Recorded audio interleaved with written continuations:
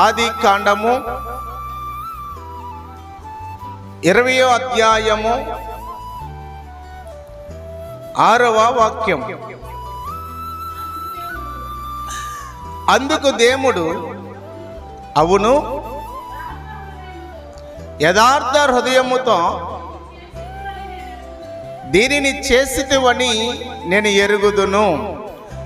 చాలండి, చదవబడిన వాక్య భాగాన్ని మనమందరము పరిశీలన చేయాలి.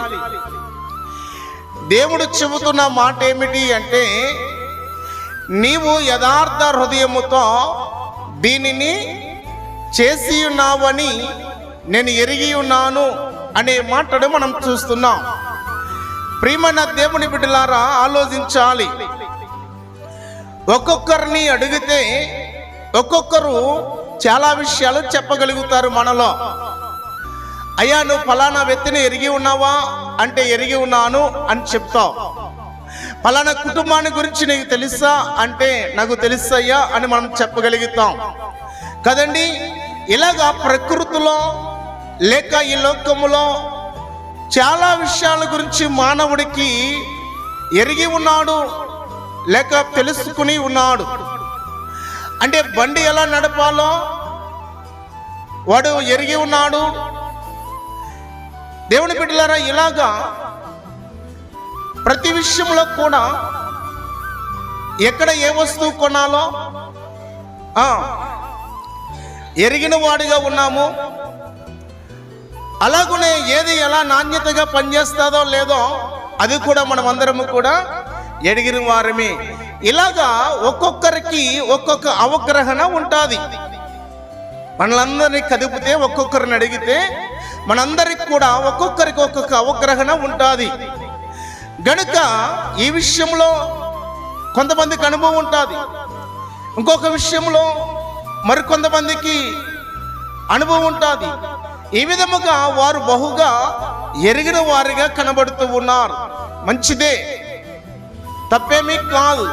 కానీ ఈ రాత్రి ఒక క్రైస్తవుడిగా, క్రైస్తవరాలుగా నీవు ఎరగవలసినవేమిటో గుర్తించాలి.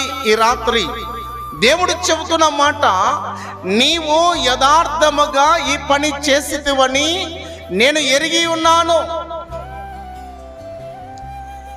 ప్రభువైన యేసుక్రీస్తు వారిని కలిగిన తర్వాత, నమ్ముకున్న తర్వాత నీవు ఏది చేసినా యథార్థముగా చెయ్యాలి అని నీవైనా నేనైనా ఎరిగి ఉండాలి.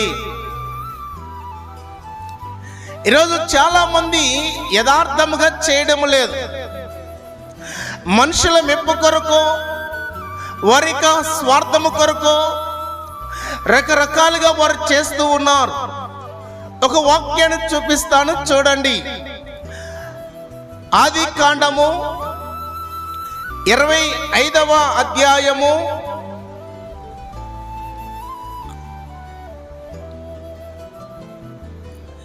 28వ వచనాన్ని చదవండి.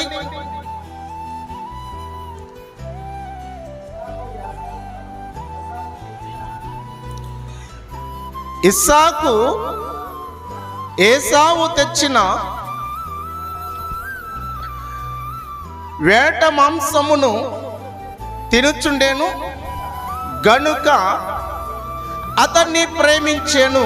చూడండి, ఇక్కడ రాయబడిన వాక్యాన్ని మనం పరిశీలన చేస్తే ఇస్సాకుకు 2 కుమారులు కనబడుచు ఉన్నారు. అందులో ఒక కుమారుడు యాకోబు, 2వ కుమారుడు ఏసావు. అంటే ఏసావు పెద్దవాడు, యాకోబు చిన్నవాడు. అయితే మీరు ఇక్కడ చదివిన భాగాన్ని మీరు చూస్తే, పెద్ద కుమారుడైన వాడు వేటాడి తీసుకొచ్చిన మాంసమును వండి ఆ వండినటువంటి వంటలను తండ్రి భుజించడం ద్వారా గనుక అతన్ని ప్రేమించాను. ఎలా ప్రేమిస్తూ ఉన్నాడు, ఎందుకు ప్రేమిస్తూ ఉన్నాడు అంటే, అతని ద్వారా మాంసము దొరుకుతుంది కాబట్టి, అతను తీసుకొచ్చినటువంటి వేటాడి తీసుకొచ్చిన ఆహారం నేను తినుతున్నాను కాబట్టి అందును బట్టి అతడు ప్రేమించుచు ఉన్నాడని వాక్యము రాయబడి ఉన్నది. అంటే గమనించండి, ఈరోజు అనేక మంది ఏదైనా చెయ్యాలి అన్నా, ఏదైనా చూపాలి అన్నా, ఏదైనా పెట్టాలి అన్నా దాని వెనక ఏదో ఉంటూ ఉన్నది. అది స్వార్థము కావచ్చు, అది లాభానికి కావచ్చు, లేక అది ఆశించి కావచ్చు. మరి ఏదైనా ఒక కారణం అనేది దాని వెనక దాగి ఉంటూ ఉన్నది అనే సత్యాన్ని ఈ రాత్రి గమనించాలి. అయితే పరిశుద్ధ గ్రంథాన్ని పట్టుకున్న మనమందరము కూడా ఎలా ఉండాలి?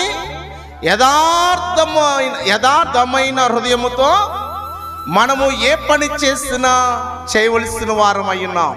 యథార్థమైన హృదయముతో మనం పని చేయాలి.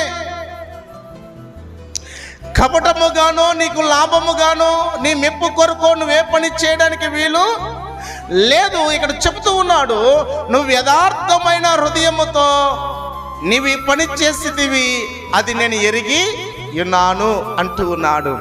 బిడ్డలారా, నువ్వే పని చేసినా దేవుడు ఎరిగి ఉన్నాడు.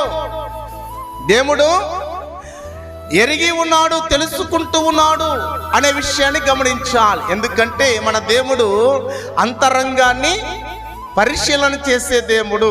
ఆలోచిస్తూ ఉన్నారా? గనుక మనం అందరి జీవితాల్లో ఈ రాత్రి గమనించవలసింది ఒకటే మీకు చెప్పేది, యథార్థమైన హృదయముతో చేయడం ప్రారంభించండి. ఏదో ఆశించి చేయమాకండి. ఒక క్రైస్తవుడిగా ఎలా ఉండాలి? నువ్వు ఏది చేసినా, దేవుని మందిరానికి కుర్చీ ఇచ్చినా, దేవుని సన్నిధికి కాணிకిచ్చినా,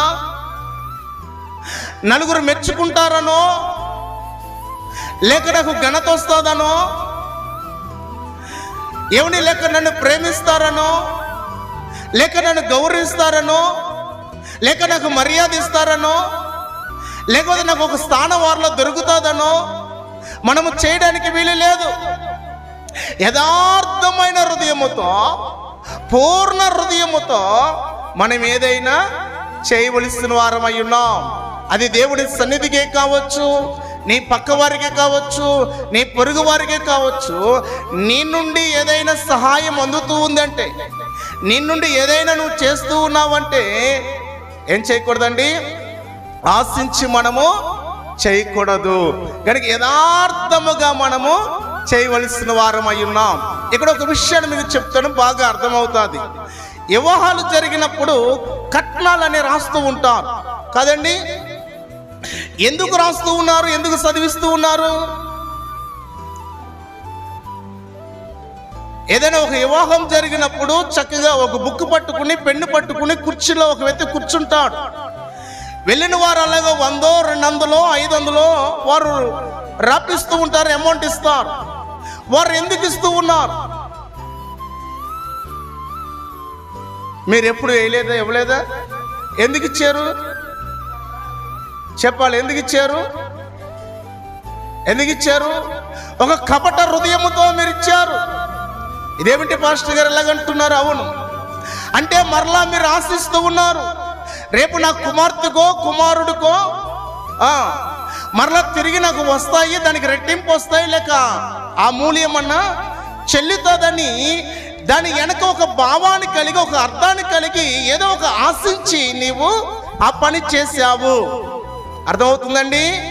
కానీ యథార్థమైన హృదయముతో చేయలేదు. యథార్థమైన హృదయం అంటే అర్థం ఏమిటి? ఏమీ ఆశించకుండా మరలా వారు వేస్తారా వేయరా అనేది నీకు కాదు. వారు కష్టంలో ఉన్నారు, లేక ఇబ్బందులో ఉన్నారు, లేక నేను ఇది ఇవ్వడం ద్వారా కొంత దీని ద్వారా వారికి ఊరట కలుగుతుంది, దాని ద్వారా ఏదైనా కొంచెం ఆ ఖర్చుల్లో ఉపయోగపడుతుంది అని యథార్థమైన మనసుతో వేస్తున్న వారు ఉన్నారా? గనుక ఒక క్రైస్తవుడిగా ఈ రాత్రి మనం గమనించాలి, ఇది ఎరిగి ఉండాలి. టీవీ ఎలా పెట్టాలో బాగా తెలుసు, ఎవరిని అపవిత్రమైన మాటలు ఎలా మాట్లాడాలో తెలుసు, ఒక వ్యక్తిని ఎలా మోసగించాలో అది కూడా నీకు తెలుసు. కానీ ఈ విషయం నీకు తెలుసా?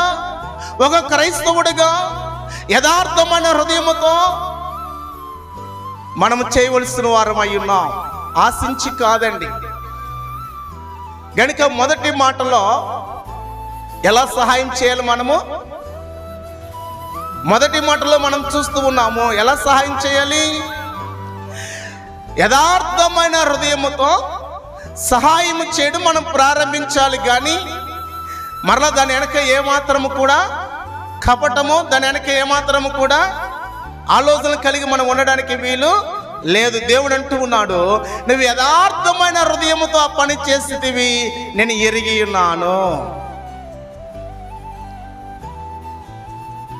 సంఘానికి వస్తున్న మనం అందరము కూడా అలా ఉండాలి. ఎక్కడో విన్నానండి, కొంతమంది మర్చిపోయో లేక జ్ఞాపకమో లేకో కొంతమంది తిరిగి ఆ యొక్క దాన్ని ఏమంటారు ఇప్పుడు అనుకున్నాం కదా, ఆ రాసిన డబ్బులు తిరిగి మరలా వాళ్ళ అబ్బాయికి వాళ్ళ అమ్మాయికి ఎగిపోతే చాలా మంది ఇంటికి వెళ్ళి దెబ్బలాడినారు ఉన్నారంట. నేను విన్నాను, పలానప్పుడు నీ కుమారుడికో నీ కుమార్తెకి వేసాను, ఇప్పుడు నాకు నా పాపకో నా బాబుకి వివాహం అయింది, నువ్వు ఎందుకు వేయలేదు నాకు ఇచ్చే డబ్బులు. చూడండి ఎంత స్వార్థము. గమనించా, ఒక క్రైస్తవుడిగా మనం అలా ఉండడానికి వీలు లేదు. ఏదైనా సరే యథార్థముగా పూర్ణ హృదయముతో మీరు చేయడం ప్రారంభించండి. అది మనం ఆరాధిస్తున్న దేవుడు చూస్తూ ఉన్నాడు కాబట్టి దానికి తగిన ప్రతిఫలం మనకు దేవుడు ఇస్తాడు. రైట్. మొదటి మాటలో యథార్థమైన హృదయముతో మనం చేయవలసిన వారమై ఉన్నాం, గుర్తుపెట్టుకోండి.